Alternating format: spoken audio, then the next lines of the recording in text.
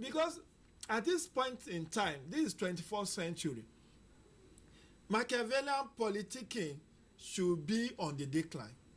We should not still be having, because when people complain about lockdown, remember 26,000 security policemen were deployed. And from what I learned, and Alhaji can confirm it, they said there will be 5 police officers in each of the units. 5. And the Civil Defense Corps has also deployed 15,000, yes. Which means at least 1 or 2, because there are 3,007 polling units. There will be 1 or 2 in each of the polling. So in spite of the presence of these people, if those miscreants will still be able to destroy the process, then you see that if it becomes widespread, it might become mandatory for them to carry weapons down to the polling unit, which some of us in civil society will condemn, because the flip side of that is that it will scare away voters. Now that we are not even having them carrying weapons at the polling unit in order to repel any unenvisaged attack in the polling unit, we are already complaining of militarization or over securitization of the process. But in as much as these miscreants and their sponsors will not give up, we will continue to have lockdown, we will continue to have high deployment of security agents in the polling unit. But I think the law eventually needs to be amended that people are not allowed to take advantage of this kind of a very disingenuous way of having electoral victory. Mr. Alkali Usman, let's allow you brief our viewers on whatever update you have been able to gather in the time we went away. Thank you very much. Like my colleague said, the first critical stage is almost getting over. That is the stage of distribution of ballot boxes and materials to various polling stations, and the stage of regulating or trying to put orderliness in those who are coming to vote. So after that stage, the next stage is the issue of collation, which is also another critical stage. We will dismantle our structures that have been put in place in various polling stations to maintain orderliness back to the collation centers, so that we will be able to fortify the collation centers and the votes counted. That is one. 2, we still have structures on ground that are kept at various distances. A kind of strike force for any eventuality of people that my colleague has described as those who want to scuttle the process, or those who will come in numbers, snatch ballot box, and so forth. These structures are also on ground. They will be there until the result is announced. The other thing is we are going to allow, the restriction of movement will now be dislocated, so that people can go about their lawful businesses, because the issue of moving around and scouting the election might be reduced to a BRS minimum, because the attention is now going to come to the collation centers. But we still want to advise people and also plead with them that the agents of political parties and those who have business at collation centers are the ones that are expected to move from the polling stations to the collation centers. I think to a large extent, if you have been able to stay in your polling unit and your result is counted and announced, I think you should also have your representatives to follow your result to the collation center, not for all the people from every polling station to move to the collation center. That will bring also a chaotic situation. So we'll man all the collation centers effectively, so that only those who have business to enter the collation centers will be able to enter. So far, so good. We've not have any adverse report on how the election has taken place so far. Yes, a very interesting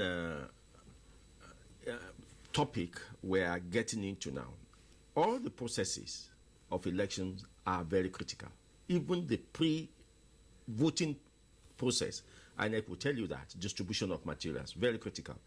But as we move from voting to collation, people think that it is getting a little more to the high point. But then from the number of polling units to collation points, we see that we are having less numbers.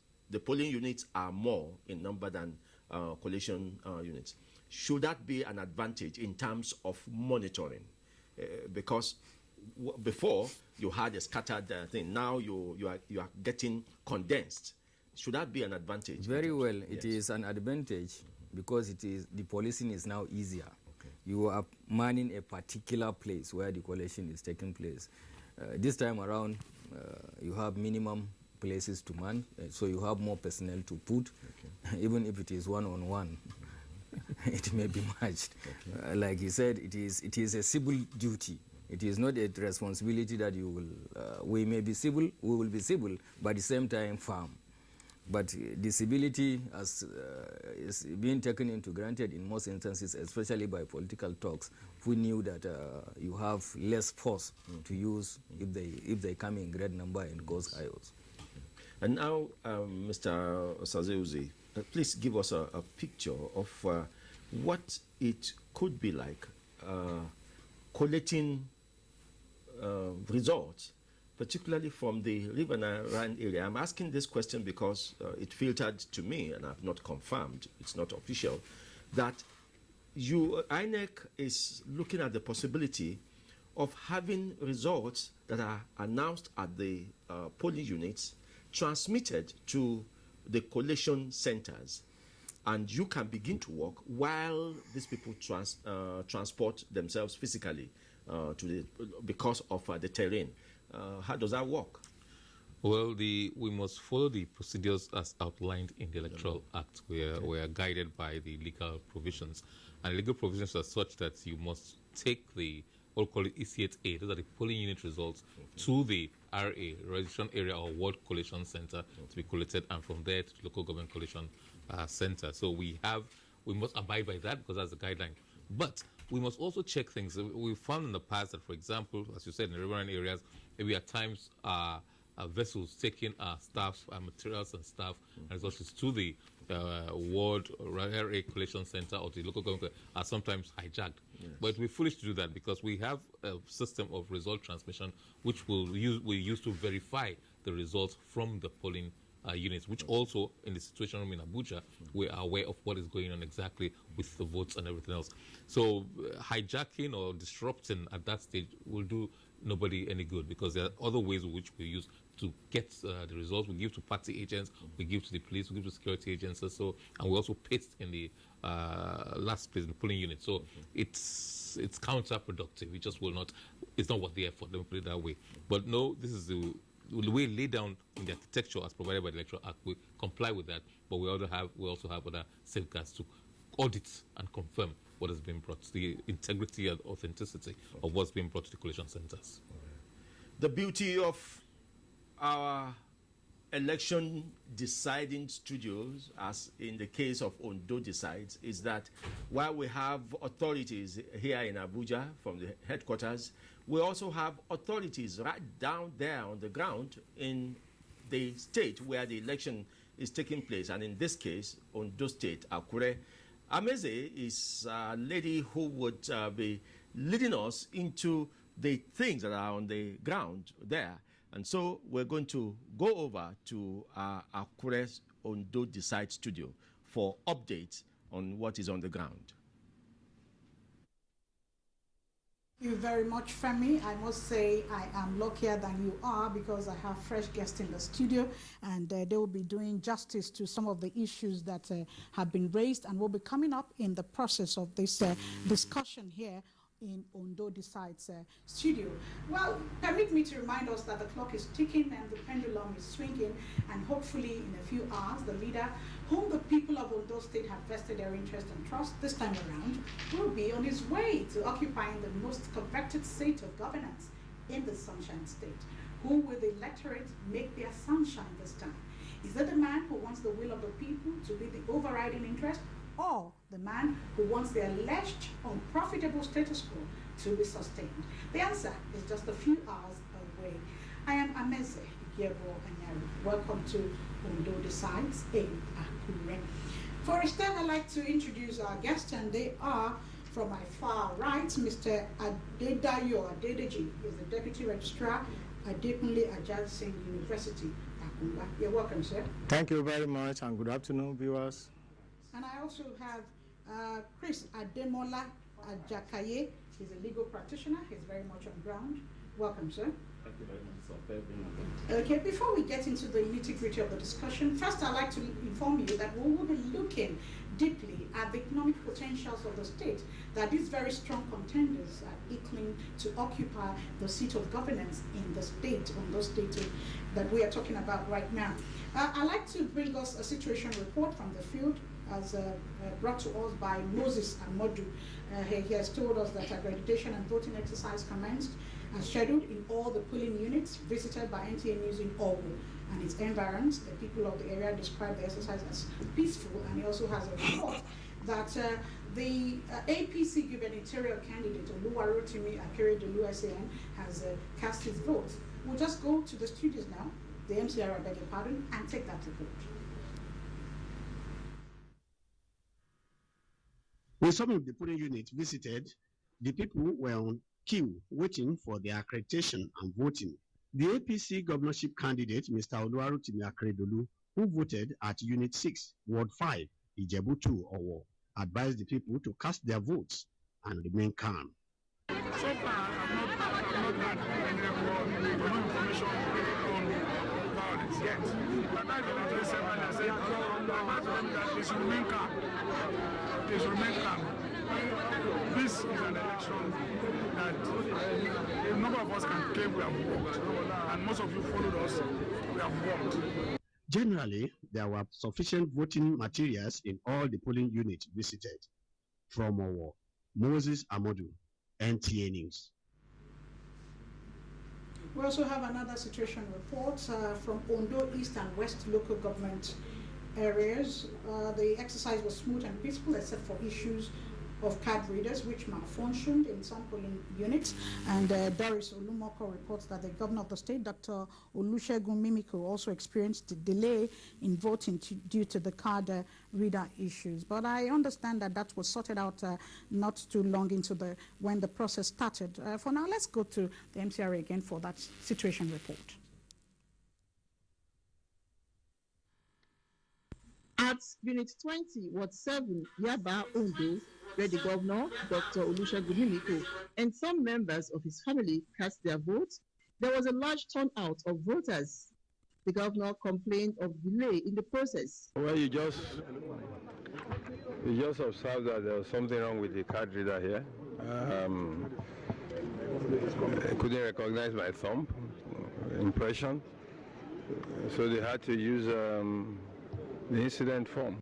And just directly opposite the polling unit of the governor, talking about Ward 7, Unit 21, the voters were agitated after waiting for hours without casting their votes. The problem here is that we on the machine, that is the card reader, so we tried the first person, the thing wrote fail. So we tried the second person, it kept on, so we called on our superior, which was our SPO, then she come around, she tried some things, then call on the IT people, then the IT people are around now, they are the one working on it. Still talking about the issue of card readers, we have one of the observers group here talking about the NBA Observer Group, who will tell us his observation about today's election so far. Now, what has been your experience so far? So far, it has been orderly, it has been peaceful, and things are going on smoothly, except that we have a challenge of the functioning of card readers in most of about 12 polling units now that we have visited. And I hope INEC will take appropriate steps to address the challenge as quickly as possible. However, in other areas visited, there was high turnout of voters and heavy security presence. Well, so far, so good. At this particular unit, there has been no issue. I think it's fair enough. There has been no issue of any violence because people have been complying with the rules. And I think everything has been fair so far. Senior citizens of Ondo State were not left out in the electionary process. As we caught up with this 90-year-old Mama Sabina Akingyote, who spoke in the local dialects from Ondo East and West local government area, Doris Ulumoko, NTA News. Well, like I earlier mentioned, the incidents of malfunctioning of card readers was taken care of, and as you heard from the Director of Voter Education in Abuja studios, that has been taken care of. It's now a belated issue because incidents forms were also provided in polling units where such incident of malfunctioning card readers took place. For a start, I want us to take a critical look at the violence in politics, still rearing its ugly head in our elections in this country. I'd like to start with Mr. Adedayo Adedeji. What do we do about it? Yes, there are no confirmations of the skirmishes that took place somewhere. What do we do? How can we overcome this challenge? Thank you very much. Violence in politics is a result of the fact that in this part of the world, politics is total. Government is the only viable employer of labor and is the only source of income for virtually everybody. Even those who are in the private sector, unless they do business with government, they don't have any profitable venture. A vendor will not make it if nobody buys his paper in the ministry. So that makes interest as to who is there becomes a good concern. It's a question of patronage. The second level is the level of mass unemployment.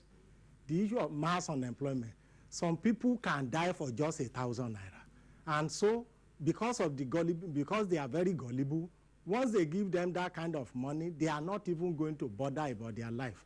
But the more important thing is that we should continue what I call voters and political education.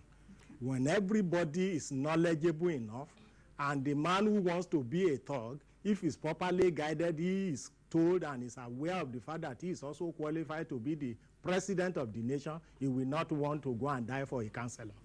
That's the... Chris Ajakaye, what would you advise us to do? Yes, there's been so much sensitization by the umpire, INEC, and various stakeholders, yet we still have this ugly challenges, I want to call them. Very well. I would want to say that the issue of violence in the course of election is a factor of the very society where that type of ugly thing is said. I want to say that to curb a particular ill in a society, the common will of members of that society, it matters. I want to see a situation whereby everybody choose to embrace normalcy, do things according to how it should be. If a single individual veers off that track to wreak havoc of violence, the person will look so odd, so much that when he looks here and there is nobody to team up with him, he will be ashamed, and even to call him to order. Even without the aid of the security men, members of the same community could tame him accurately, even before the security men are brought in. So in essence, if a community do not encourage violence will not erupt in that community. So in essence, it is a common will. Let every members of the society, let them see themselves as a stakeholder. What you do not harbor, even when you see it in its planning stage, you will have nipped it in the bud. Report to the appropriate authority, and before you know what is happening, it will be checkmated. So that is what I see. The issue Mr. Adedeji raised is the issue of mass unemployment. But before we get to this special report on economic potentials in Ondo State, I would want to put Dr. Osaze Uzi on the alert because in the Edo State gubernatorial election, the issue of the lack of the will, the political will for INEC to prosecute electoral offenders was raised. I want him to answer that question when we'll come back from this special report from Doris Ulumoko, which says that Ondo State is richly blessed with abundant human, natural, mineral, and agricultural resources, which if properly harnessed, could put the state among the financially and economically buoyant states of the Federation. However, over the years, these resources have not been adequately harnessed due to what experts describe as bureaucratic bottlenecks and emphasizing on the need for constant power supply. Let's watch this report by Doris Ulumoko. Okay, yeah, we are told that that report is not ready, and we'll equally have another report on youth awareness of expectations of Ondo State governorship election.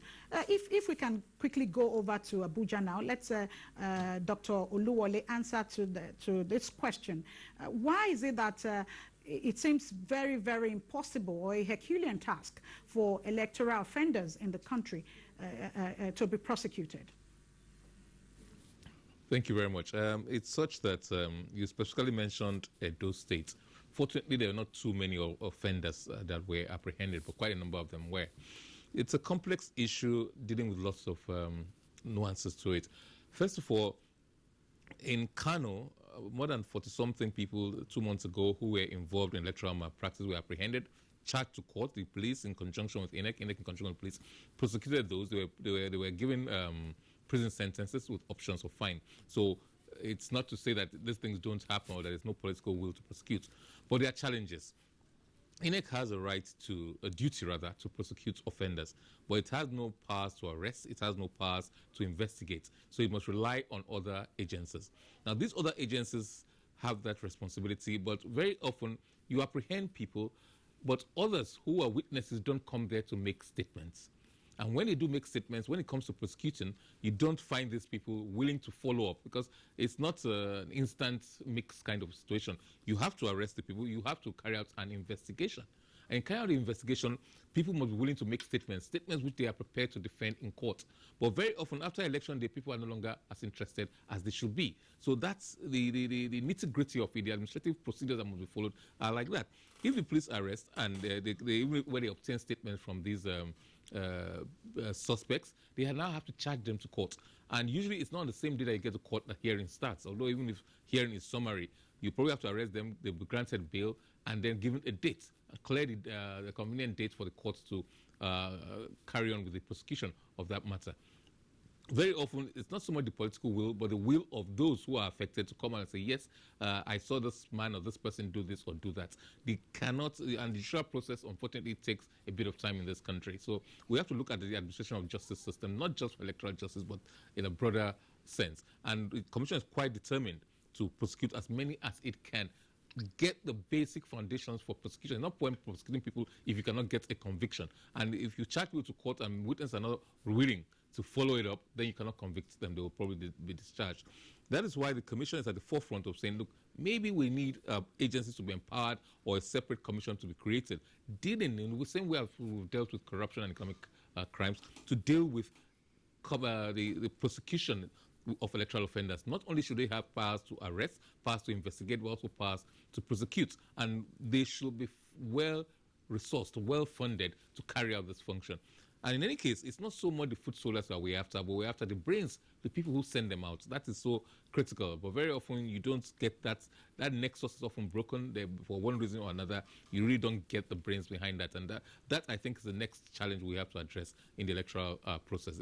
We must deal with that impunity, and we're committed to that. But it's a state thing. All of us must come together and say, look, how best can we deal with it? But it's something we're committed to.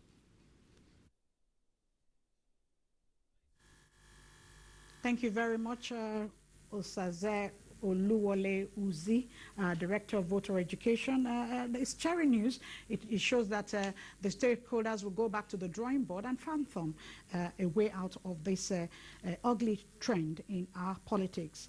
Well, a report just reaching us from Akoko Northwest says government indicates, I beg your pardon, that election was smooth in East and Southwest local government areas of the state. Abiodun Oladepo captured the mood and filed in this report.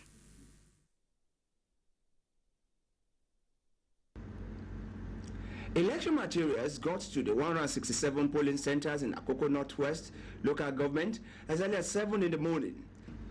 One of the governorship candidates, Dr. Oluwaguloye, cast his vote at Ward 10, Unit 8, located within Baptist Day Primary School, Erushu, around 9:30 in the morning, and expressed satisfaction about the conduct of the exercise.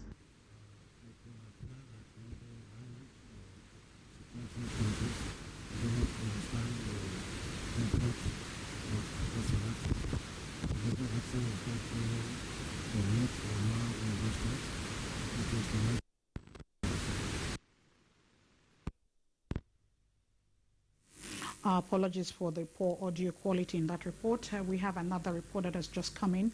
It says, interestingly, Igbo Tako town in Ukitukpukpa local government area presented two governorship candidates. The governorship candidate of ADC, Shegun Odidi, voted at Igbo Tako Ward 1, Unit 77, while Chief Ade Ogunjumelo of ACPN voted at Botako 1, Unit 11. They all expressed satisfaction on the exercise. Well, we will be expecting the reports on the youth awareness and expectation from Ondo State governorship election, as well as extraying the huge potentials that Ondo State have. Before then, I like us to go back to Abuja now to talk to Jide Ojo on this issue of internal party wranglings. It shows that at the end of the day, the electorate are at the mercy of the judiciary to even decide which candidate represents the political party. When are we going to get out of this trouble? Thank you, Amazi, for that question. We need, it's a double-edged sword. Some of us are not too comfortable for the overwhelming involvement of the judiciary in the electoral process, because apart from increasing the cost of electioneering, it has also got to a stage that we are gradually having democracy by court order, due to the inability of politicians to get their acts together. But on the other side, it's also a good phenomenon, because if there is no judicial intervention, a lot of people will have resorted to self-help. What you will have seen is people, carrying cudgels and machetes and guns to settle scores, because there is no other avenue for them to ventilate or seek redress. So the dramatic personnel, the political gladiators, knows that this Ondo election, for instance, will not end today or tomorrow. There is still an avenue for them to seek redress in court or at the Election Petition Tribunal in the event that they are dissatisfied with the outcome of the election. That way, and there is history behind what I'm saying. Even in Ondo State, you recall that in 2007, former Governor Olusegun Agagu was declared as the winner of the April 2007 election in Ondo State. But Dr. Olusegun Mimiko went to court, challenged the process at the Election Petition Tribunal headed by Justice Garuba Nabaruma. He was declared as the winner. The Agagu can challenge it, and the case got to appeal court, and then retired Justice Umaru Abdullahi sat on the Court of Appeal panel that looked into the 2007 gubernatorial election in Ondo State. And the Court of Appeal on February 23, 2009 affirmed the judgment of Justice Garuba Nabaruma that actually Olusegun Mimiko is the winner of the Ondo State gubernatorial election. I have cited that example to let people know that irrespective of the outcome of the election, the fact that there is a judicial review in place makes it possible for people to say, calm down, all our supporters, even look at the lead up to this election. Up till Wednesday, there were still cases in court, from Supreme Court to Court of Appeal. If that channel has not been opened to them to ventilate their views, what you will have had in Ondo State will be the election will not be able to hold, because there will have been total breakdown of law and order that may be of such magnitude that even the security agencies we will not be able to handle. But because the courts are there to dispense justice, to review the process, it gives every aggrieved party and contestants opportunity to seek judicial review of the process. Okay, before we go back to Ameze to continue, we are still in Akure, but this time it is with Nnamdi Odipo. He has a live report for us right there in Akure. Nnamdi, over to you.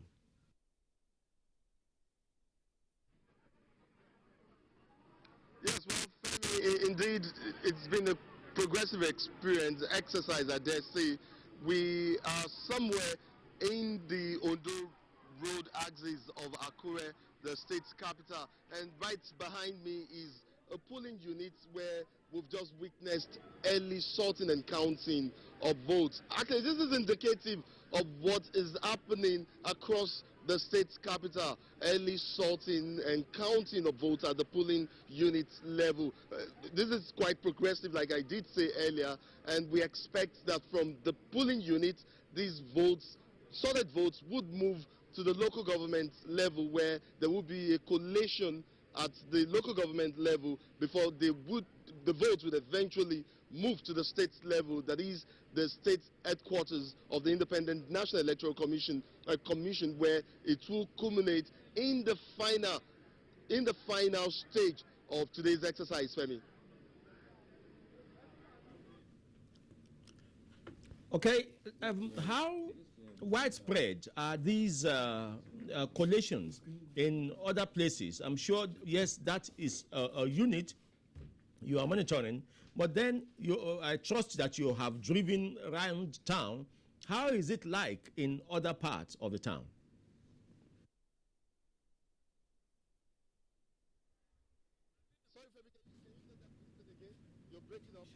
Just want to know how it is generally. You have used a case in point with the collation center right behind you, or a polling unit right behind you.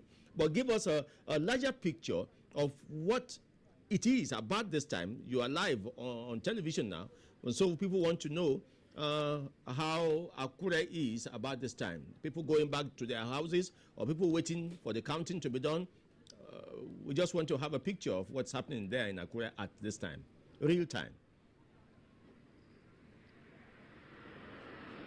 Well, Femi, right now where I am, you would notice behind me the crowd waiting, with the crowd that experienced the sorting and counting of votes, which took place here just a couple of minutes ago.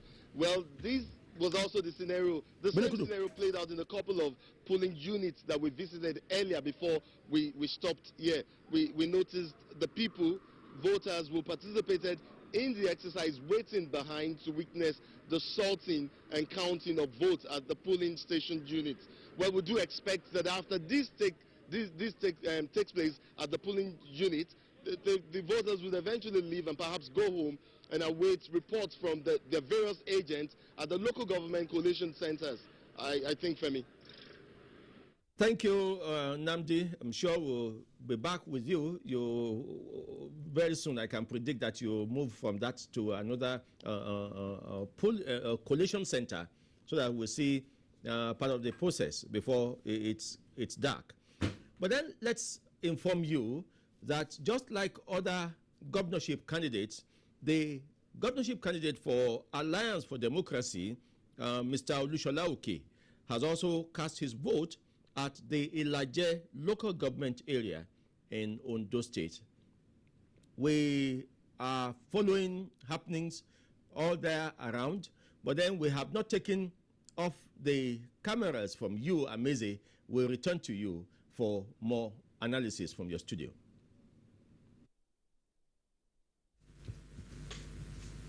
Oh, thank you very much, Femi. Well, the reports reaching us, though we have not added the visuals to it, says that collation has started in quite a number of polling units in Ondo State. And again, from most of the reports that we have, there's a general consensus of the expression of satisfaction by most of the gubernatorial candidates about the election process so far. I want to find out from our guests right here in Akure Decide Studios in Akure, what does this portend for democracy in Nigeria? Well, we should be grateful to the effect that at least we find our democracy thriving. At least from the look of things, so far so good. The story we have been hearing from field, everything going on smoothly. That is to say that we are really progressing. So we should expect that we should scale it through. At the end of the day, the final result will be declared. At least each stakeholder in respect of this electoral process should give itself kudos. Do you have not really a contrary view, just an addition. The fact that the candidates are spread across the state, and from their various polling units, they have been expressing satisfaction. It follows that generally the conduct of the election is also satisfactory, and so the outcome should also be satisfactory, and that will be a step forward. I will still want to stay with you. Let us quickly x-ray the potentials, the huge potentials of mineral resources in Ondo State. Okay. If after this election and somebody emerges, definitely somebody will emerge just a few hours away. What areas, how can we maximize these huge potentials to create, employment, to ensure that everybody is carried along in the scheme of things as far as good governance is concerned? Thank you very much. I'm aware that none of the contestants are strangers to Ondo State environment, and I will want to believe that the essence of their contest or showing interest in governance is to make a difference. And if they will make a difference, and they're already aware of the army of unemployed, they are aware of the backlog of unpaid salaries, they are aware of the fact that the portfolio monthly sharing of revenue from Abuja continues to dwindle, definitely they must be ready to do something positive. And in doing something positive, they ought to have, in their manifesto or in their study of Ondo State, identify the economic potentials of Ondo State, like the bitumen in the southern senatorial area, like the Agadagba Arobo area, where you can have something close to Tinapa Resort Center. Like, there's no sector of there's no senatorial district that does not have its own potential. For example, in the center, for example, Akure Palace has been declared as a national monument. It could be a tourist center, or what there is also an historical site. Then you talk of Ebomi Lake in the Akoko area. You have so many rocks there that can be galvanized into granite to tar all our roads and the rest of them. Idore Hill is there, which the present administration has developed up to a point. Then sporting activities too. I mean, you imagine gains from sport. Jersey will be printed, boots will be printed, tickets will be printed, television rights will be given, and a lot of income generating activity will come on place. And so I only think that if they have not done the correct study, they should go back to the drawing board and put a think tank in place to quickly identify all these things and how then they should eventually move forward. Somebody must address the employment question in Ondo State. And when you address the employment question in Ondo State, income generated from taxes, both VAT and income, personal income tax, industrial income, and so on. It's embarrassing that things like Oluwa glass can die, things like Ifon ceramic can die. There's no house now that doesn't use tiles. There's no vehicle that doesn't use glass. There's no house where they don't use plank, and we have afforestation, they are dying. There's no house where they don't take palm oil, and we have Okitipupa oil made dying. These are embarrassment, and something has to be done. There must be a change. There must be a change. Let's look at the agricultural potentials in the state. What's your take on it? Very well. We are blessed with... Let's go down to the specifics. Yes. Are they in abundance? Yes, we have abundance of agricultural resources. Those have to start from the timber industry. Okay. The timber industry is one of the areas where we have been distinguished. Look at our cocoa industry too. Look at our oil palm. Oil palm sells more, attracts a better price than even petroleum as at today. Even our fishing industry too, in the riverine area, we are blessed, sufficiently blessed. what is remaining is the harnessing of the resources. Our expectation is that whoever will be privileged to study the affairs of the state as an aftermath of this election, it should be better focused towards harnessing these resources for the betterment of the people of the state. The resources are there, they are in abundance, but the question is harnessing them as they should be, and providing the enabling environment too. This is what we have witnessed as of recent time, is that a lot of time and resources are being dissipated in political maneuver. Much more time dissipated into political activities, maneuvers and other things at the detriment of service. What should be profiteering to this state. What I'm trying to say in essence is that let the rural environment, be focused. All those materials that will enable them good roads, good transportation system for this for the farm products to be moved to the metropolis, and on and on and on. So much that at the end of the day, we will be better off for it. We will not have to now depend on allocation coming from the center at the end of every month. The issue of feeding, that is self-reliance in terms of feeding, we should be able to say that yes, we have plantain from the farm, we have yams, we have cassava, and all other things. All these agro-allied industries, they should be encouraged.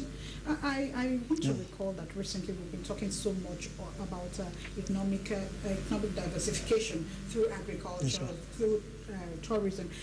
But it looks like it's just lip service. So we're beginning to sound like broken records, even in the heat or in the heart of economic recession, because you find out that most budget proposals of states give minimal allocation to agriculture. So, I mean, what do we do to overcome this challenge? Yes, the problem is that the historians will say what we learn from history is that we don't learn from history.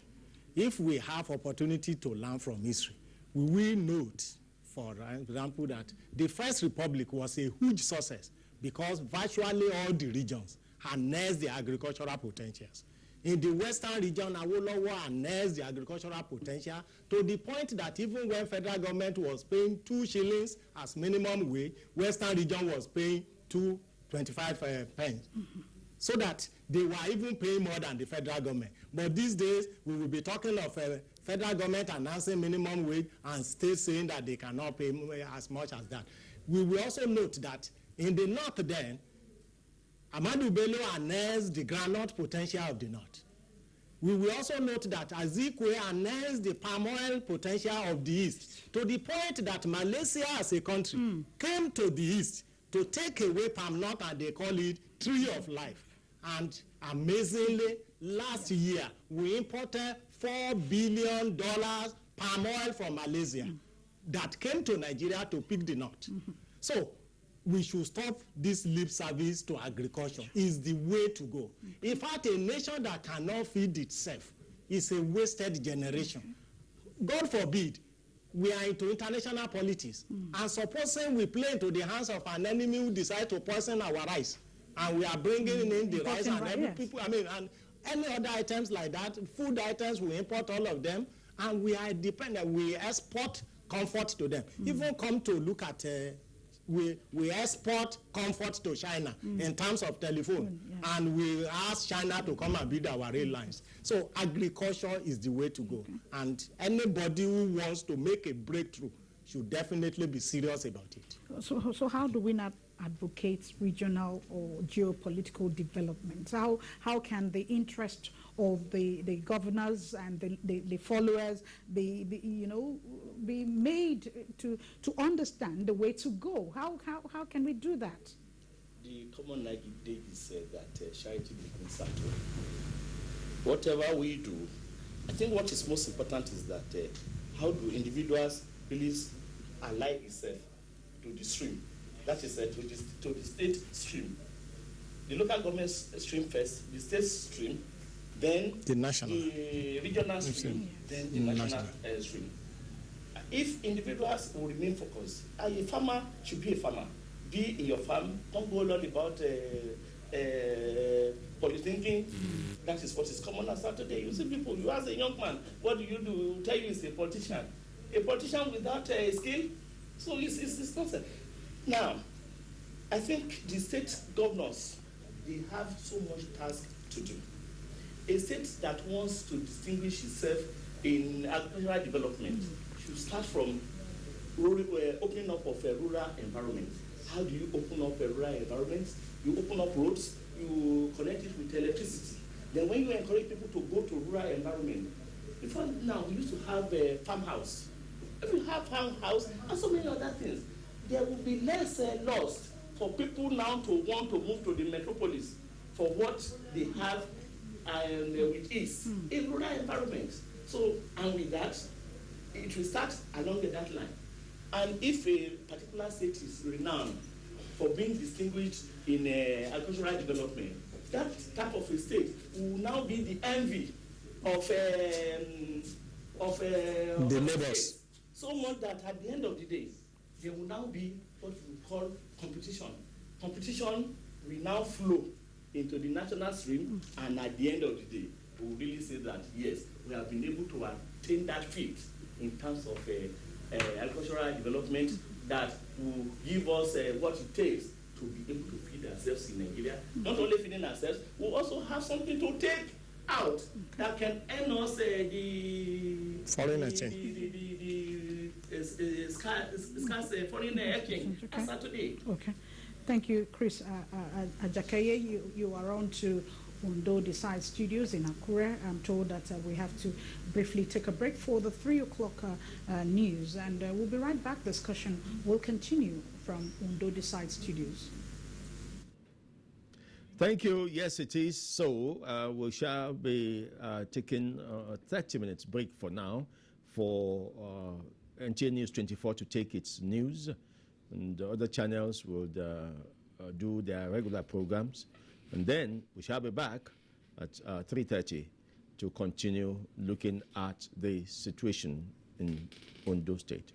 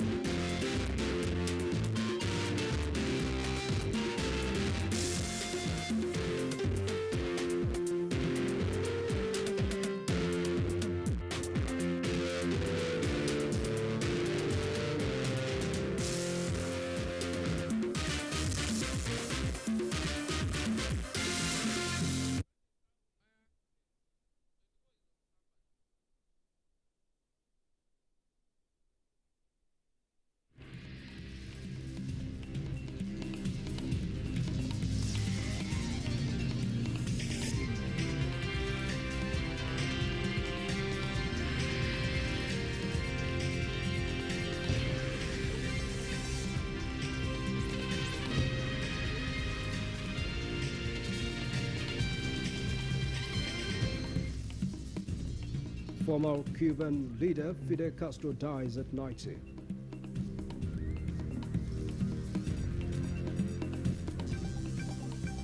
Voters in Ondo State exercise their franchise today as they elect a new governor.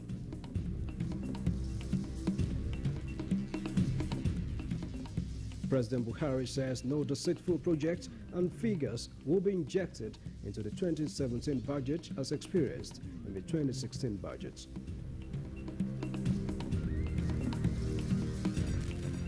And Minister of Information and Culture challenges NTA to take the lead as the date for digital switchover approaches.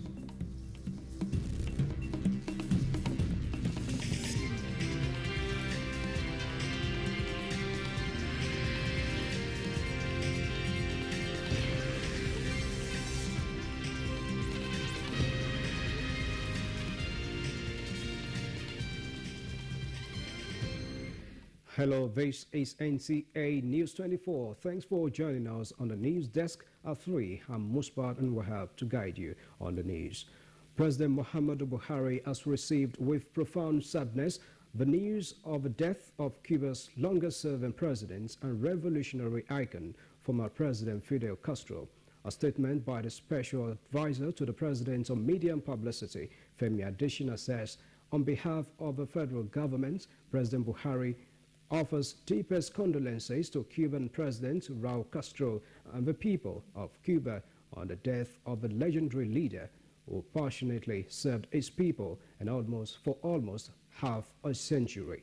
The president assures of the sympathy and solidarity of all Nigerians as Cubans mourn the exit of this remarkable leader who against all odds stayed on common developments in sports, education and healthcare sectors of his nation, even to the benefit of other nations. President Buhari says he is delighted that Fidel Castro lived to see improved ties with the United States of America.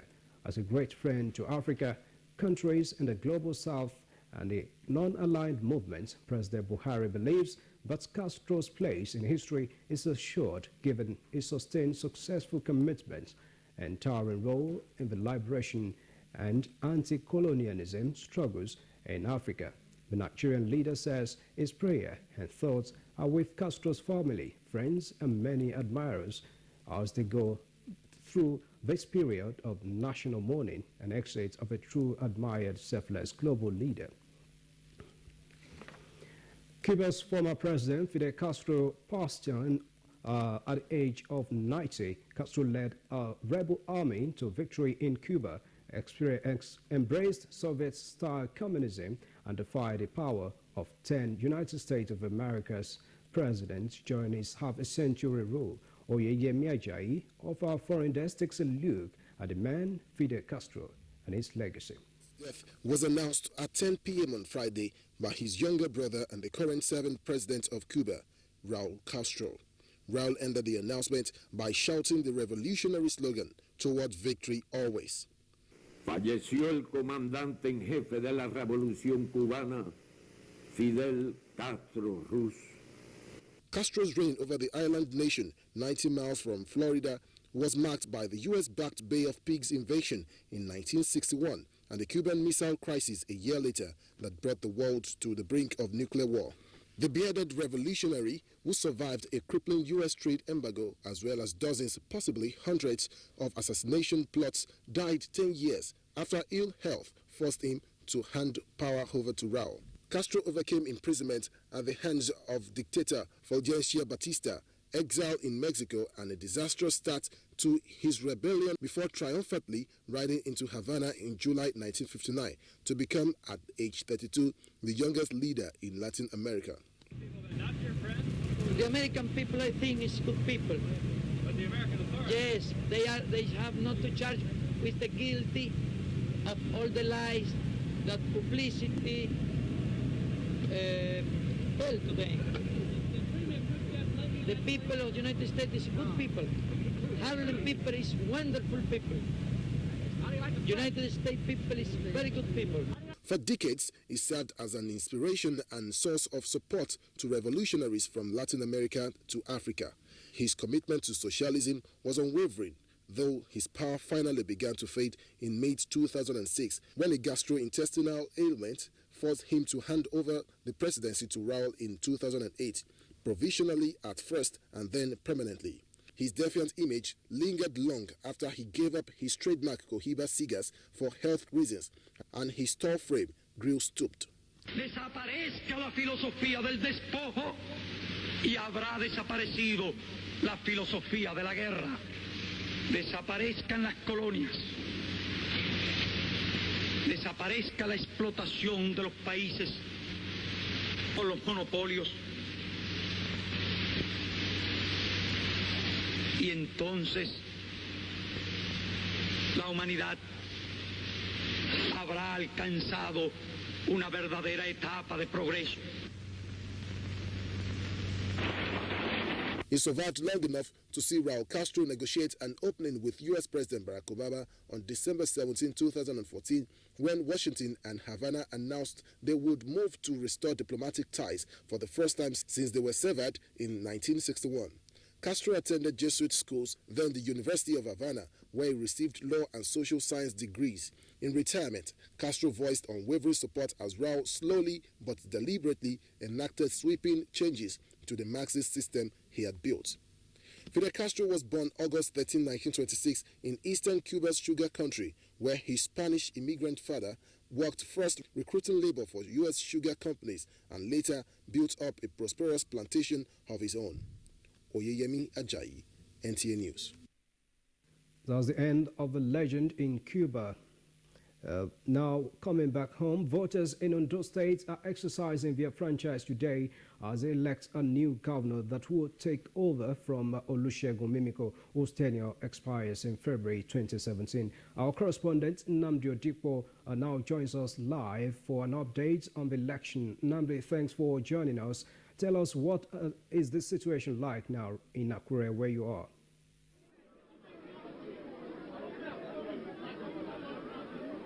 Well, Musbah, we're gradually heading towards what you just described as when we would know who takes over from Governor Mimiko.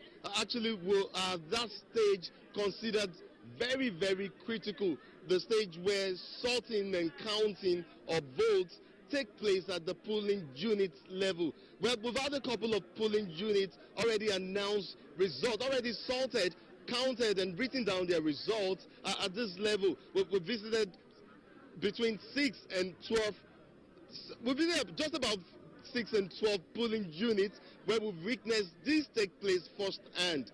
And Musbah, I want to also inform you that Akure, like most people know, is a battleground local government. I think it does have about the highest number of votes needed, whether it's a swing state or it will be a swing, whether it's a swing local government area for this election, we're yet to know. But it will to a large extent impact on who takes today's exercise. Well, from now, like I just told you a couple of seconds earlier, we're gradually inching towards the stage where votes collected at the polling units level will begin to make their way towards the local government collation center.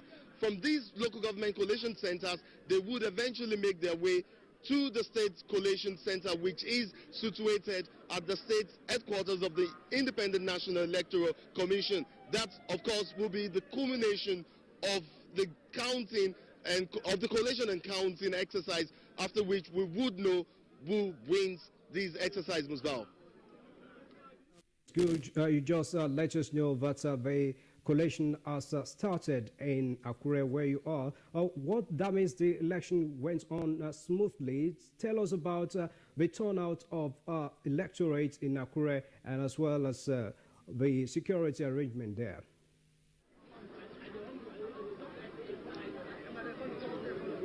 But Musbah, it's still too early to call right now, but we do know that the turnout was quite encouraging. But until we put the number of those who were accredited to participate in the exercise and did eventually vote against the number of those registered originally to participate in the election in designated site, then we can begin to define whether or not turnout was impressive or not.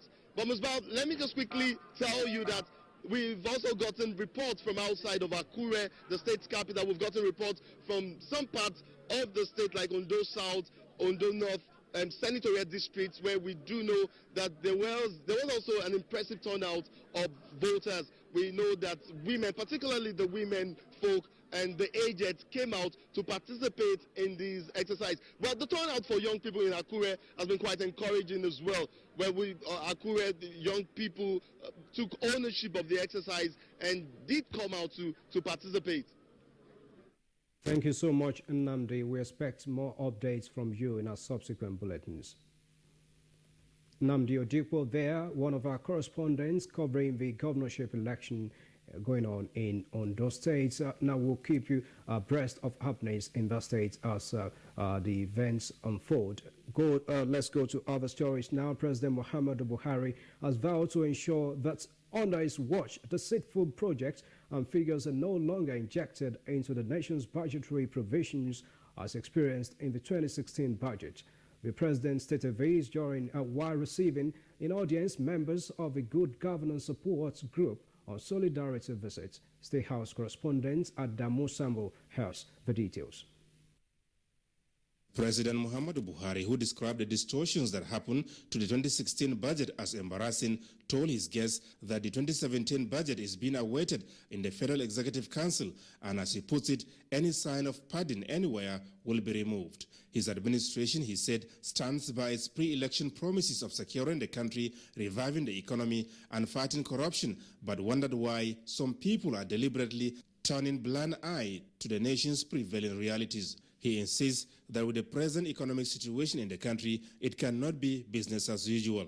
On the fight against corruption, President Buhari expressed the belief that the cleansing currently ongoing, especially in the nation's judiciary, will lead to better administration of justice, where the guilt in corruption allegations are appropriately made to pay for their sins. He used the forum to applaud the progress being made in agricultural development and the exploitation of solid minerals, saying this gives a lot of hope on food security and economic diversification drive.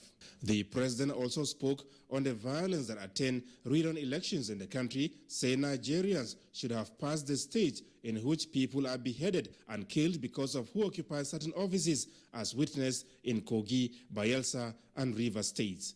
As he puts it, if we cannot guarantee decent elections, then we have no business being around. Edo election was good, and I expect Ondo to be better.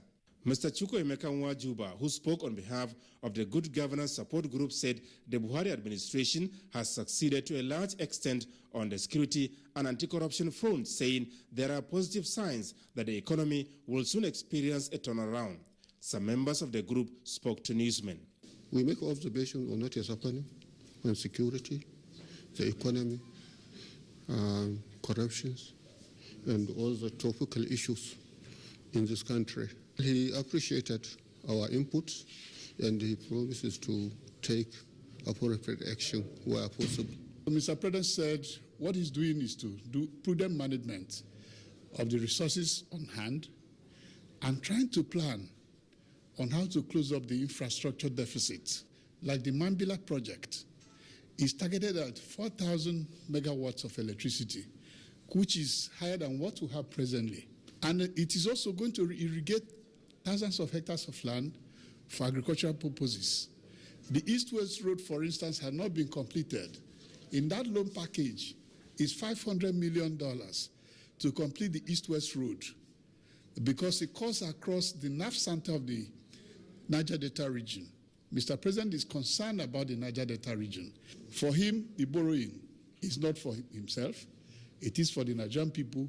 The Good Governance Support Group recommends what it calls a social rearmament of the poor and the lowly as the biggest constituency of the president. From the State House, Adamu Sambu, NTA News. Still watching NTA News 24 News at 3. We'll take a break now. When we'll come back, we'll bring you more stories.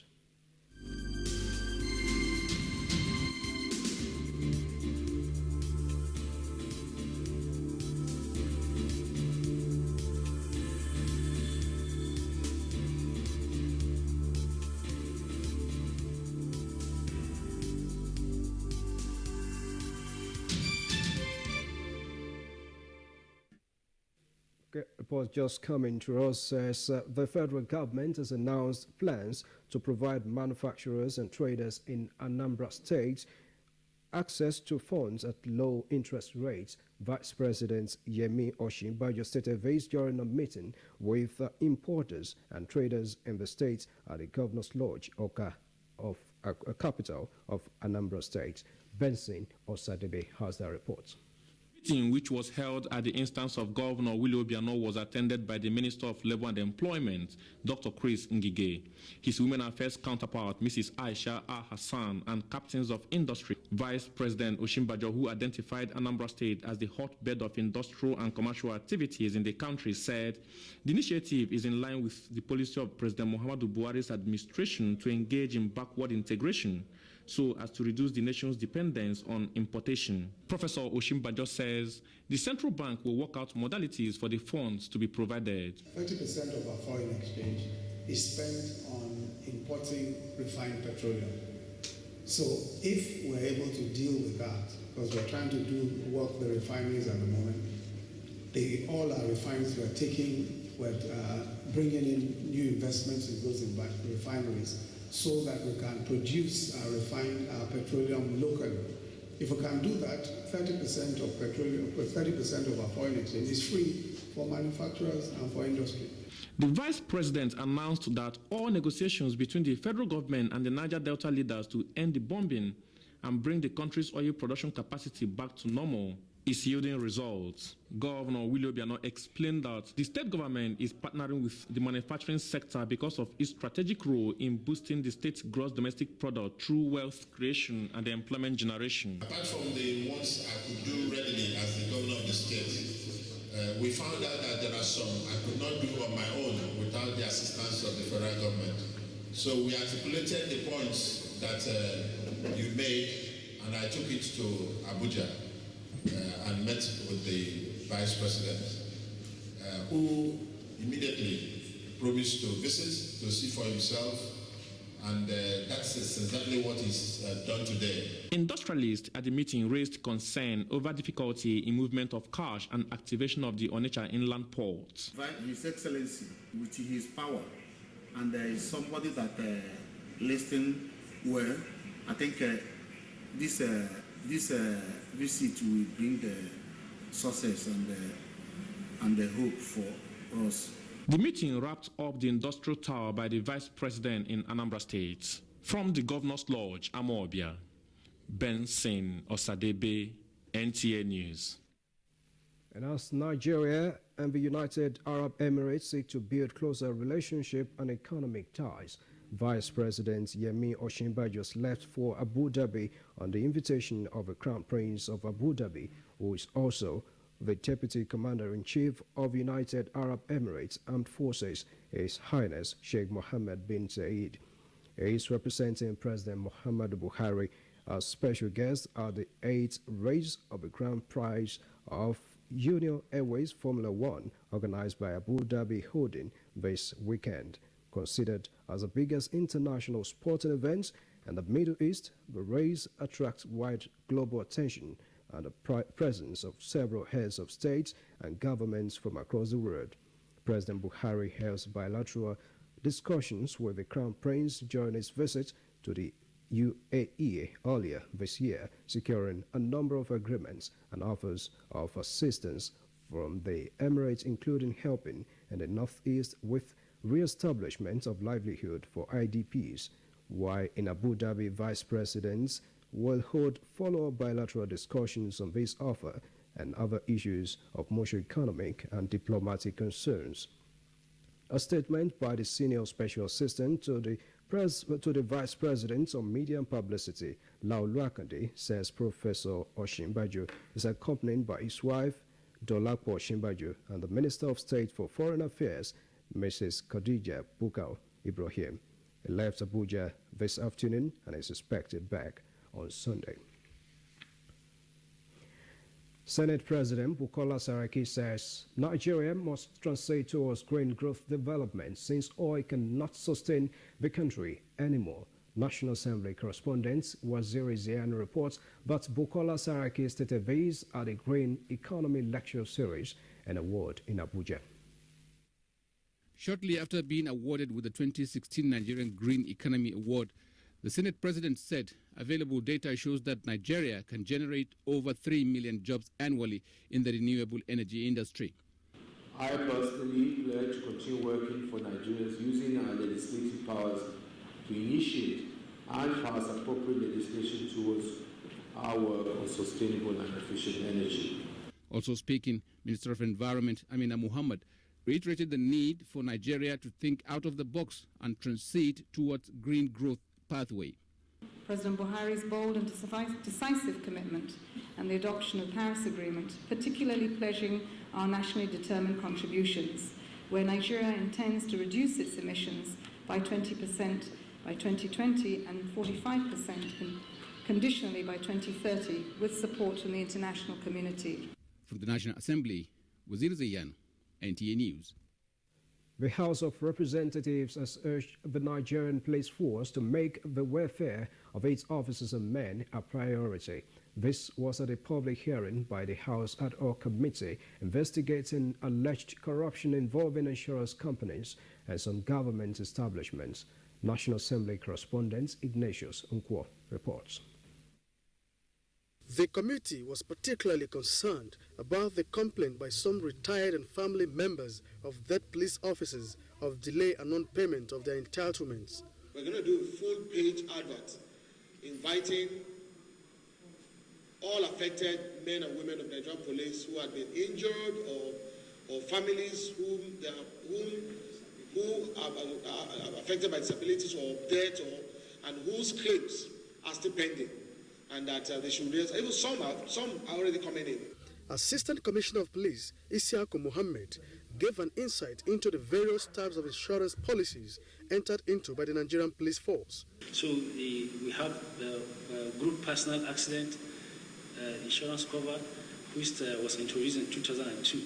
Then we have group life insurance, and we have insurance of buildings and marines, which now we have over 3,000 people. Yes. Who died? Yes, they came to about 20-something billion uncovered, yes. Consideration of reports by the head of Civil Service of the Federation, the executive chairman of the Federal Inland Revenue Services, and the Nigerian National Petroleum Corporation were deferred to a later date. From the National Assembly, Ignatius Nkwo, NTA News. President Muhammadu Buhari has congratulated a Prince of Sokoto and former Nigeria's High Commissioner to South Africa, Alhaji Shehu Malami, Seriki Sudan, on his attainment of 79 years. A statement from the Senior Special Assistant to the President on Media Publicity, Garba Shehu, describes the businessman and diplomats as an asset to the country.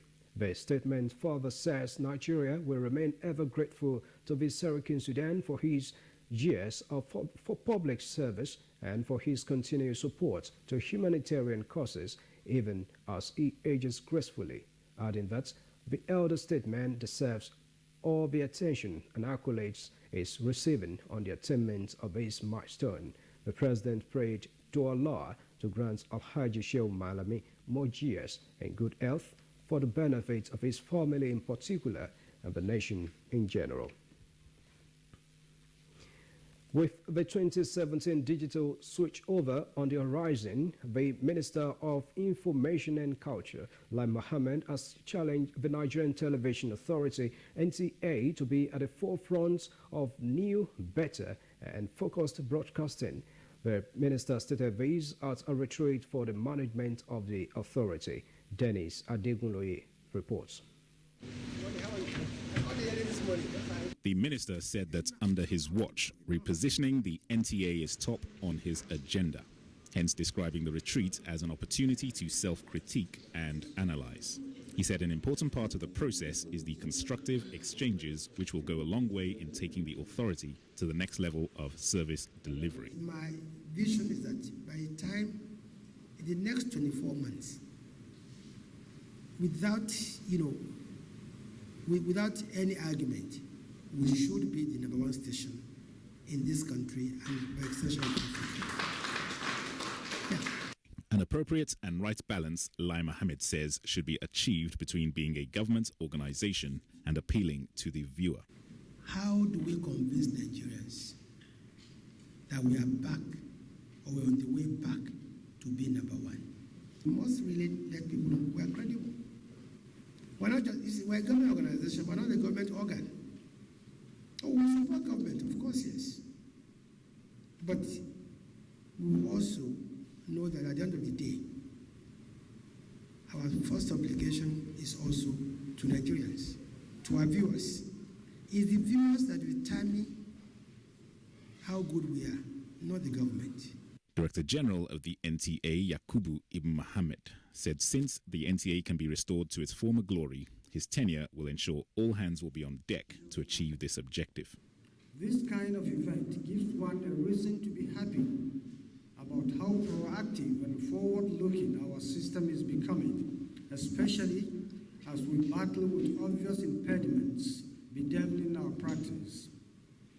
The actualization of this event for which we are here gathered is to a large extent a function of the leadership and direction of one man, Alhaji Lai Mohammed, the Honorable Minister of Information and Culture. I cannot thank him enough. I am confident that this wonderful opportunity presented us today will help us chart a new course of innovating action that will usher us into the digital era of broadcasting. The retreat had as its theme Positioning NTA for Better Performance. In Abuja, Dennis Adegunloye, NTA News.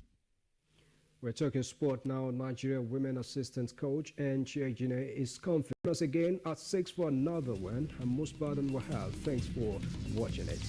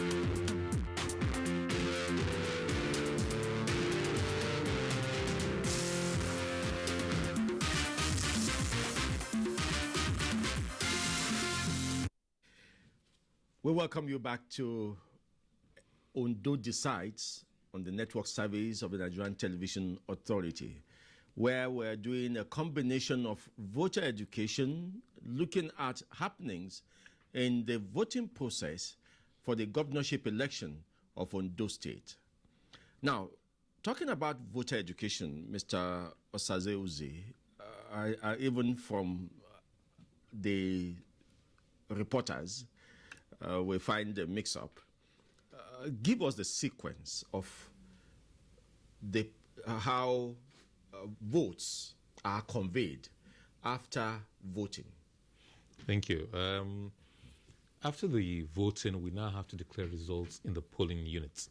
You vote in your polling unit, and now the process which is ongoing now is the sorting and counting of the votes. So you separate the valid from the invalid ballots. In other words, if somebody has compared between two parties, you're not sure which party, you sort it out and remove it. If somebody has not clearly marked his or her choice in the paper, you remove it. You sort it out and then you line up, and each party, you count the votes for each party. And all this must be done with the consent of the party agents. Not the consent and the full observance of the party agents. They're there. Okay. You don't need that consent to count votes. No, not to count, but in terms of somebody thumb printing two places, I think, do you show to the party agents for all of them? You show everybody present, and then if the presiding officer is rejecting, it tells you why he's rejecting, because the choice of the voter is not clear, or he has voted more than once or for more than one party. So in which case you separate that, and he shows it to them, but it doesn't need their consent. He just explains to them where there's any dispute, they reason it out,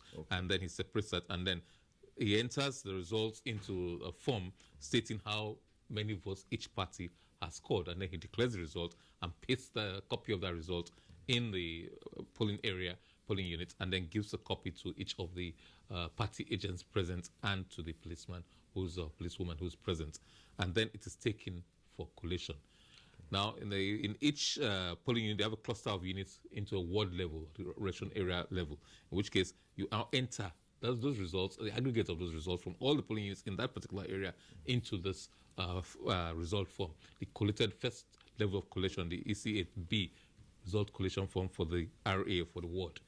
And from there, when that is done, is now taken onto the local government collation center. And there are 203 wards in Ondo, but only 18 local governments. So in each of those 18 local governments, the results for each of those local governments will be collated in a specific area. And the same process is done. You aggregate the votes cast by each candidate, and then you write it out as well before it goes on to state collation.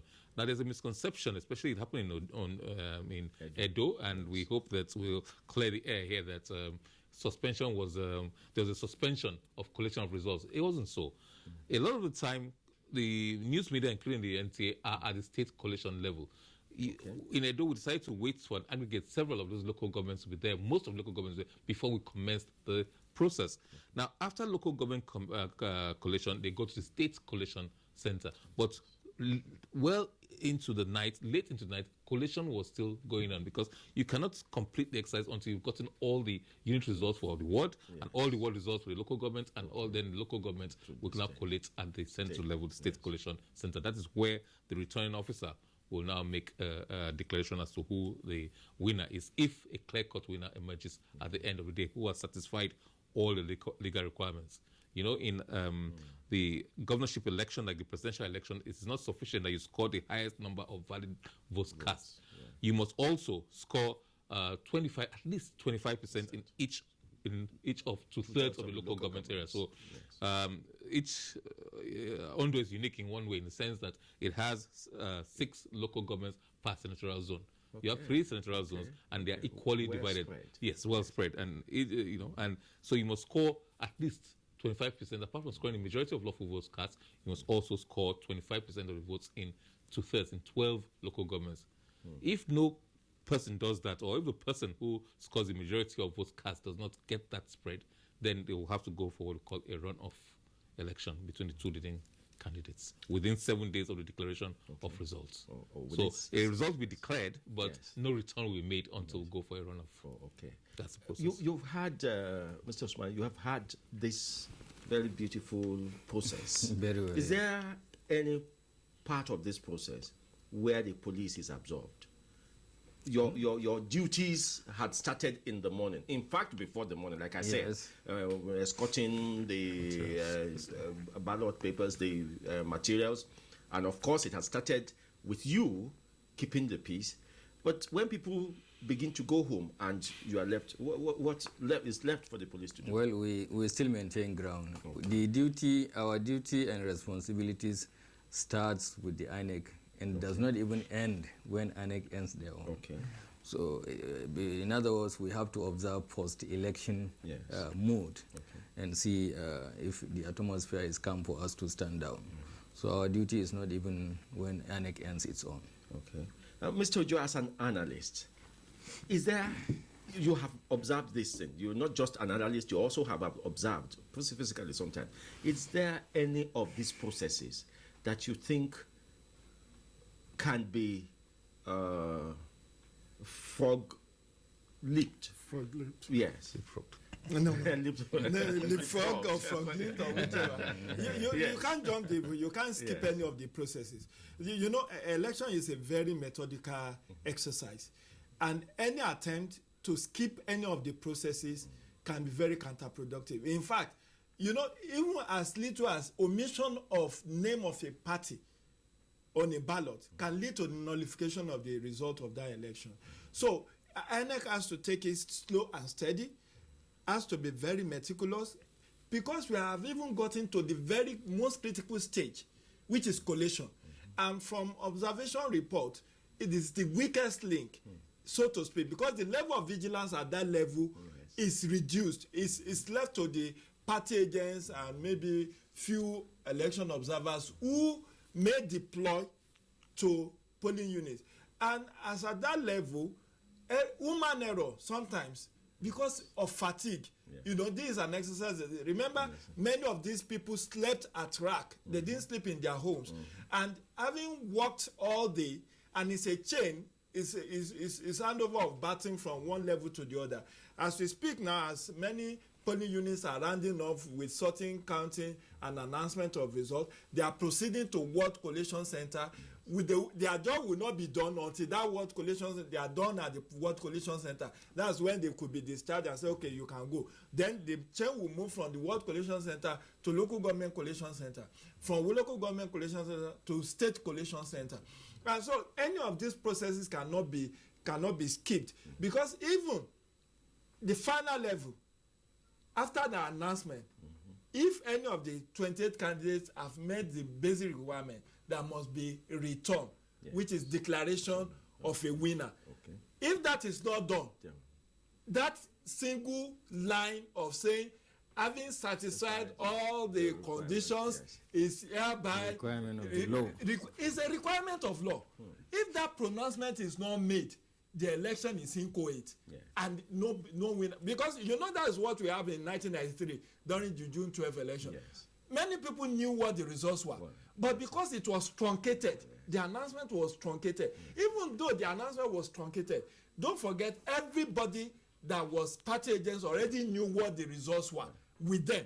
But the fact that that process was not consummated at the final collation point and a return made, it was later, how many decades after, we are now reading in Professor Mfinwosu's book what the results look like. But it was, that's why we don't have a president-elect in MKO Abiola. So it tells us that every procedures need to be observed so that the election can stand on 4 grounds. While we're doing that, we're waiting for all those processes to be strictly observed and followed. And back again to our Kure studios. Ameze, you have some other faces that should be giving us insight into what is happening there. Femi, thank you for rejoining us in the Ondo Decide studios in Akure. I have some new guests joining me now, and that is talking about the only lady in the house so far, Faith Wadishi. She's the Center for Transparency and Advocacy. She just added another feather to her cap. And what is that? African Civil Society Representative on the Extractive Industries Transparency Initiative Board at international level. All right. Congratulations. And I also have a media and legal practitioner in the house. He's equally the resident attorney of Wesley University and in Ondo State, right? In Ondo, Wesley University, Ondo. Okay, welcome, sir. Well, thank you. It's good to have you. Thank you. For a start, Faith, before they came over to us, I was telling you that it's becoming quite embarrassing the way women are being treated in governance and in the political terrain of the country. I asked myself, well, if you want to talk about mobilization of funds, we have a woman who is one of the richest Nigerians in the country, Alakija. Yes, and we are the ones that come out en masse to exercise our franchise. We are the ones that will educate our children, please stay out of trouble. Aside that, we have the numerical strength. Why is it so embarrassing that even in the congresses or primaries, you have just a woman voting for herself, as it were? Why is it so? I think it's because of our culture. People have come to be so used to the fact that women shouldn't be seen. Women shouldn't be in the political class or in political terrain, where ordinarily men should take the lead. So, and then the frightening thing is that when you go out to the field and you see people who are standing, if you take a census of the people who are there, usually you see that women are like 20%, 30% more than every other group of persons that are there. But unfortunately, if you ask them, who are you voting for? Even if there is a prominent woman on the card, they are not likely going to vote for the woman. I had to interview a few people while we were outside, asking them why won't you vote for a woman?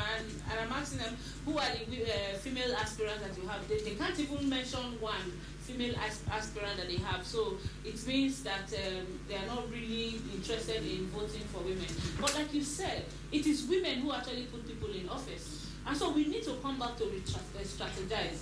We need to support our own. We need to use our numerical strength to take the positions. Because if women vote women into office, we will have women as governors, even up to the highest office in the country. So, but unfortunately, we have women who wouldn't want to vote for other women. We need to change that orientation. We need to start teaching our young ones to understand that every human being has a right to aspire to whatever office that you want to aspire to be. And I keep telling people that women are born managers. The last time we were at the Ondo site, I said that management is in the DNA of women. So until we recognize this, we're not able to give women the opportunity to be able to do that. And recently, what happened in the United States also is not helping us any further.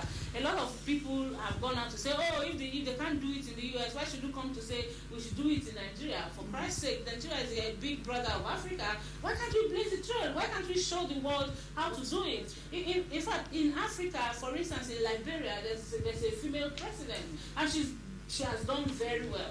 So if we have come of age and know that women can also be very good managers, women can excel in whatever positions, we should also be able to support them to get to that office. Okay, Dr. Fashion, does it appear that the men are selfish or they're self-centered? Must not begin to wait for appointive positions rather than taking it by force. I should think that the women they owe themselves a duty to take it by force. And they have been taking it by force in the history of humankind. In Ondo, for instance, where I'm from, the first Oshemawe in Ondo was a woman. And Mrs. Fumilara Ransom Kuti didn't have to wait for her husband, the headmaster, the principal of a school, to become a politician. Margaret Ekpo didn't have to wait for anybody before she became a politician. Ladi Kwali, Queen Amina, mentioned them. And then when you look at the history of the Nobel Peace Prize today, until recently, Reverend Dr. Martin Luther King was the youngest to win the Nobel Peace Prize at the age of 35. And recently we have Malala winning the Nobel Peace Prize at the age of 17. That's a woman breaking the records.